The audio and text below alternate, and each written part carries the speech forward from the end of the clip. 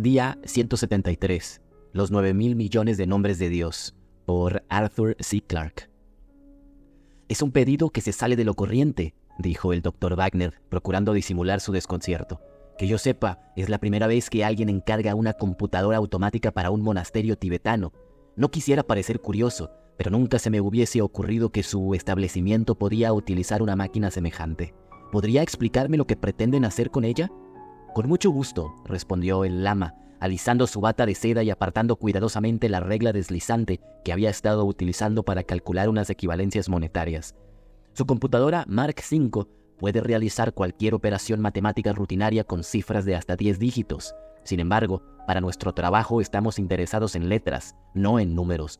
Por eso, deseamos que modifique usted los circuitos, de modo que la máquina imprima palabras en vez de columnas de cifras. No acabo de comprender. Este es un proyecto del cual hemos estado trabajando durante los últimos 3 siglos, desde que se fundó el monasterio, en realidad. Es algo ajeno a su mentalidad, de modo que confío en que me escuchará poniendo en juego toda su capacidad de comprensión. Naturalmente.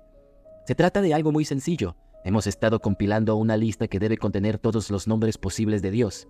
Disculpe, pero tenemos motivos para creer, continuó el lama imperturbablemente, que todos esos nombres pueden ser escritos con un máximo de 9 letras en un alfabeto que hemos ideado. ¿Y han estado haciendo eso durante 3 siglos? Sí, pensábamos que tardaríamos unos 1500 años en completar la tarea. ¡Oh! El desconcierto del Dr. Wagner iba en aumento. Ahora comprendo por qué desean alquilar una de nuestras máquinas, pero ¿cuál es el objetivo concreto de ese proyecto? El lama vaciló por espacio de una fracción de segundo, y Wagner se preguntó si le había ofendido. De ser así, no hubo rastro de enojo en la respuesta. Llámele un rito, si quiere, pero es una parte fundamental de nuestra creencia. Todos los nombres del Ser Supremo, Dios, Jehová, Alá, etc., son únicamente etiquetas ideadas por el hombre. Existe un problema filosófico algo complicado en esto, que no me propongo discutir ahora, pero en alguna parte, entre todas las combinaciones posibles de letras que pueden producirse, se encuentran los que podríamos llamar verdaderos nombres de Dios. Mediante una sistemática permutación de letras, hemos estado tratando de anotarlos todos. Comprendo, han empezado por A y han continuado hasta Z.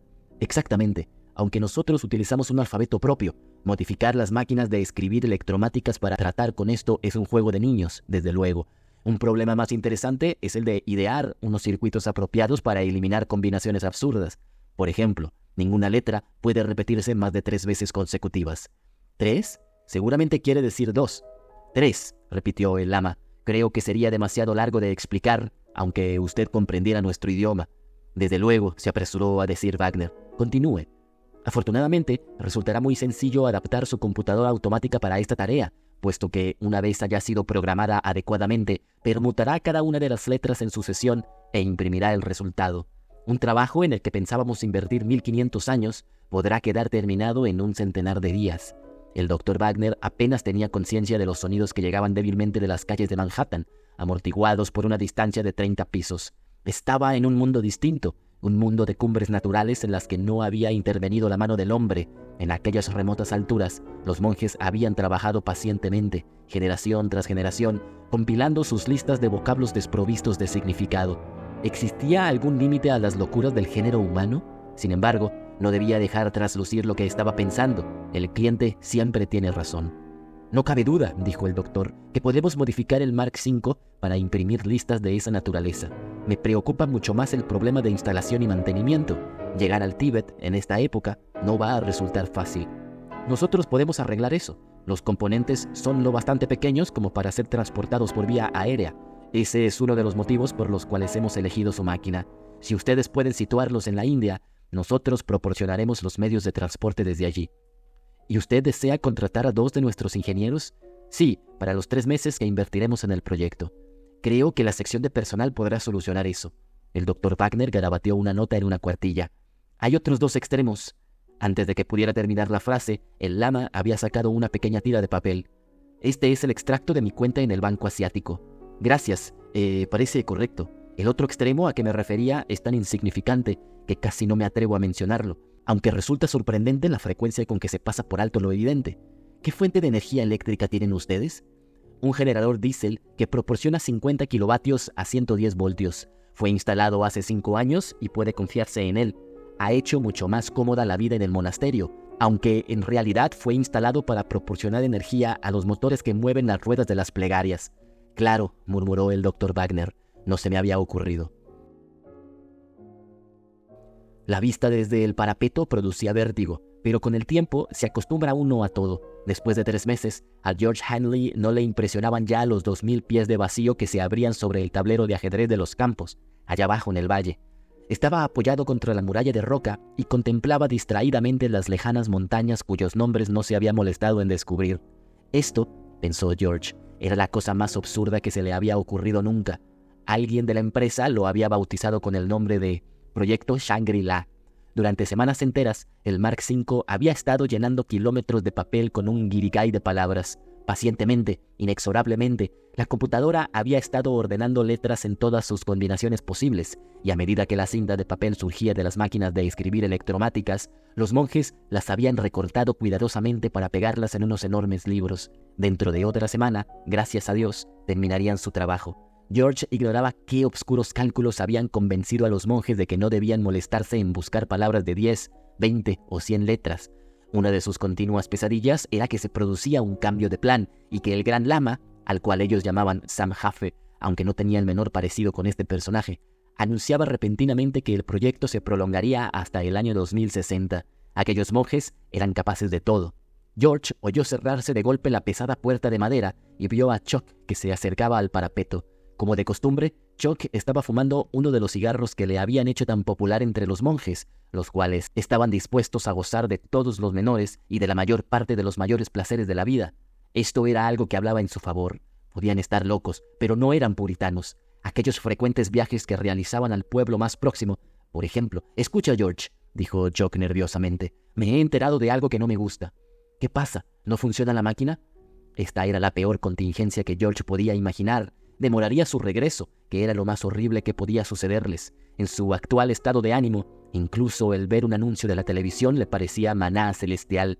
Al menos representaría una especie de lazo de unión con el hogar. No, nada de eso. Chuck se sentó en el parapeto, algo anormal en él, ya que el abismo solía inspirarle pavor. Acabo de descubrir qué hay detrás de todo esto.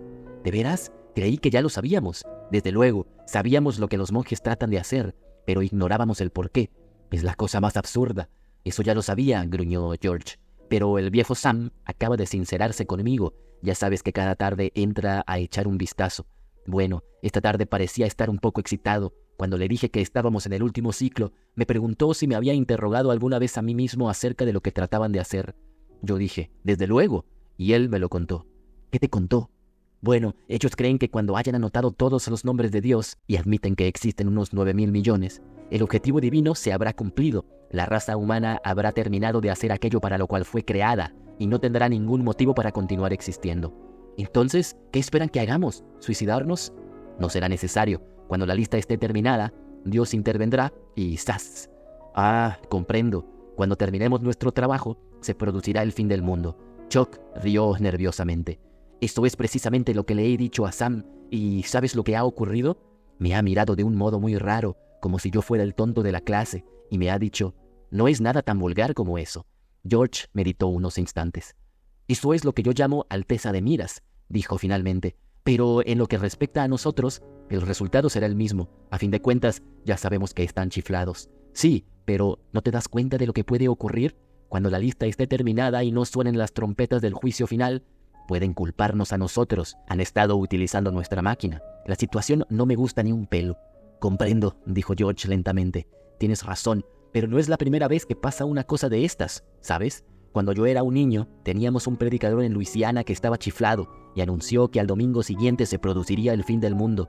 Centenares de personas le creyeron, incluso vendieron sus casas. Pero cuando pasó el domingo y no ocurrió nada, no se mostraron furiosos como cabía esperar. Se limitaron a decir que el predicador se había equivocado en sus cálculos y continuaron creyendo. Supongo que algunos de ellos siguen haciéndolo. Bueno, esto no es Luisiana, por si no te habías dado cuenta. Nosotros somos 2 y hay centenares de monjes. Me son simpáticos, pero preferiría encontrarme a muchas millas de aquí. Hace muchas semanas que lo estoy deseando, pero no podemos hacer nada hasta que termine el contrato y llegue el avión que ha de recogernos. Desde luego, dijo Chuck pensativamente, siempre podemos recurrir al sabotaje. Ni pensarlo, eso empeoraría las cosas. No me has comprendido. Verás, la máquina terminará su tarea dentro de 4 días, trabajando como ahora sin interrupción. El avión llegará dentro de una semana. Lo único que tenemos que hacer es encontrar algo que retrase el trabajo un par de días, ¿entiendes? Si hacemos bien las cosas, podemos estar en el campo de aviación cuando el último nombre salga de la computadora. Entonces no podrán atraparnos. No me gusta la idea, dijo George. Será la primera vez que no he cumplido escrupulosamente con mi trabajo. Además, pueden entrar en sospechas. No pienso hacer nada y aceptaré lo que venga. Continúa sin gustarme la idea, dijo George 7 días más tarde, mientras los pequeños y resistentes mulos les conducían montaña abajo. Y no creas que me marcho porque tengo miedo. Lo que pasa es que esos pobres monjes me inspiran lástima, y no quiero estar allí cuando descubran lo tontos que han sido. Me pregunto cómo se tomará la cosa el viejo Sam. Es curioso, dijo Chuck, pero cuando me he separado de él, me ha dado la impresión de que sabía que íbamos a marcharnos y de que no le importaba, porque sabía que la máquina estaba funcionando normalmente y que la tarea tocaba a su fin. Después de eso, bueno, para él no hay ningún después de eso, desde luego. George se volvió en su silla y su mirada ascendió por el sendero montañoso. Aquel era el último lugar desde el cual podía divisarse el monasterio. Los achaparrados y angulares edificios se silueteaban contra los arreboles del ocaso. Aquí y allá brillaban unas luces como portañolas en los costados de un transatlántico. Luces eléctricas, desde luego, compartiendo el mismo circuito que el Mark V. ¿Por cuánto tiempo lo compartirían?, se preguntó George. ¿Destrozarían los monjes la computadora en su rabia y decepción? ¿O se limitarían a sentarse en silencio y a empezar de nuevo todos sus cálculos? Sabían exactamente lo que estaba sucediendo en lo alto de la montaña en aquel preciso instante. El gran lama y sus ayudantes estarían sentados, envueltos en sus batas de seda, inspeccionando las hojas de papel a medida que los monjes más jóvenes las sacaban de las máquinas de escribir electromáticas para pegarlas en los grandes volúmenes. Nadie diría nada. El único sonido sería el incesante golpear de las teclas sobre el papel, ya que la Mark V era una máquina completamente silenciosa. 3 meses en el monasterio eran suficientes para que el hombre más ecuánime acabara trepando por las paredes. ¡Allí está!, gritó Chuck de pronto, señalando hacia el valle. ¿No es maravilloso? Lo era, desde luego, pensó George. El anticuado DC-3 estaba posado en el suelo, semejante a una diminuta cruz de plata. Dentro de 2 horas estaría conduciéndoles hacia la libertad y la cordura. Era un pensamiento que valía la pena saborear como un fino licor. George lo saboreó mientras la mula descendía pacientemente por la ladera. La lápida noche de los altos Himalayas estaba ahora casi encima de ellos. Afortunadamente, el camino era muy bueno, como todos los caminos de aquella región, y los 2 viajeros llevaban antorchas. No había el menor peligro, solo la molestia causada por el intensísimo frío. Encima de sus cabezas, el cielo estaba completamente despejado y brillaban en él las familiares y amistosas estrellas. No existía el riesgo de que el piloto no pudiera despegar a causa de las condiciones atmosféricas, pensó George, sintiéndose liberado de su última preocupación. Empezó a cantar, pero se interrumpió al cabo de unos instantes. Aquel vasto anfiteatro de montañas, resplandeciendo como albos fantasmas por todos lados, no estimulaban tales expansiones. De pronto, George consultó su reloj. «Llegaremos ahí dentro de 1 hora», le dijo a Chuck por encima del hombro. Luego añadió, «¿Habrá terminado su tarea la computadora?» Chuck no respondió, de modo que George se volvió en su silla. Pudo ver solamente el rostro de Chuck, un óvalo blanco levantado hacia el cielo. «Mira», susurró Chuck, y George alzó a su vez los ojos. Siempre hay una última vez para todas las cosas. Encima de sus cabezas, silenciosamente, las estrellas se estaban apagando.